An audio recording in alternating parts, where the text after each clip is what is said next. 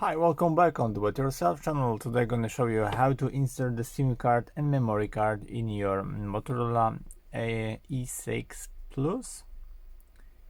ABCDE, tak? E6 Plus.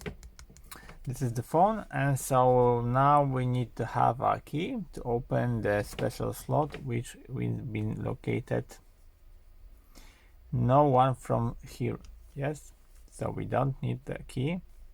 There is on the downside here a little hole which we can disassemble the back cover,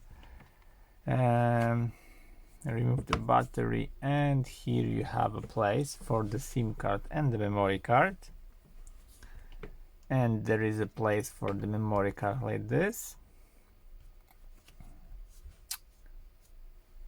There is the place for the SIM too, which you need to have a nano option, so it's the smaller size of the middle size in your SIM card. And there is a slot 1, which means we need to have a middle size of our SIM card and place it right here. That's right. And now place the battery and insert the back cover here. That's it. Now turn on your phone.